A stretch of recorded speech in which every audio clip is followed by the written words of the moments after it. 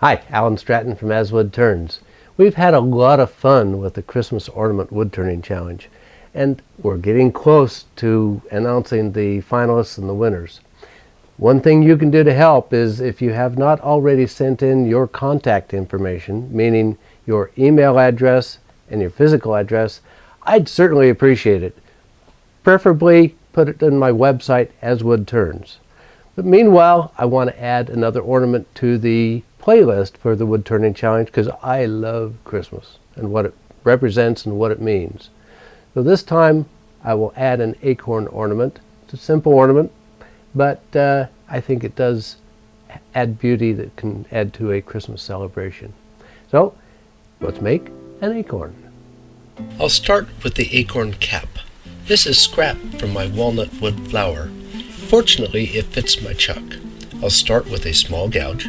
A couple of small cracks showed up, so I coated the entire rim with thin CA glue. Next, I'll drill out the center.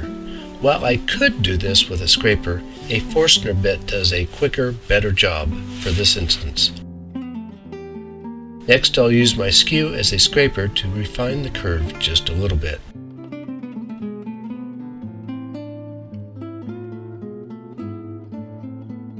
Then sand and finish what I can.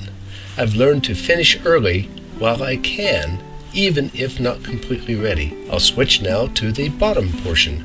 This will be elm. I'll rough it and cut a tenon for mounting to a chuck. Now, with the wood reversed and securely held in the chuck, I'll fit a tenon to the mortise I drilled in the cap, primarily with a skew.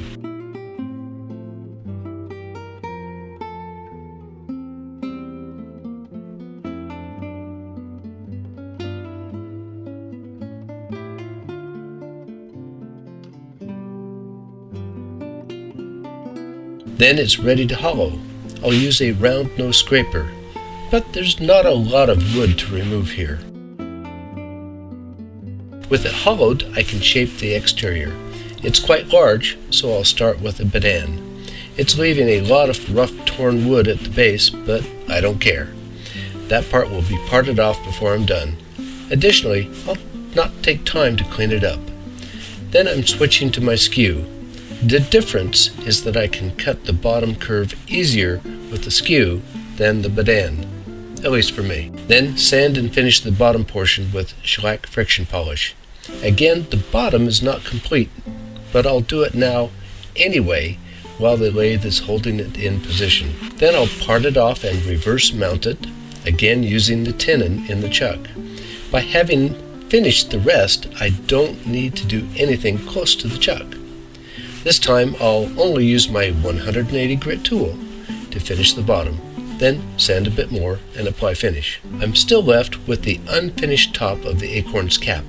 I'm using a waste block glued to a wood faceplate to make a jam chuck to hold the acorn cap.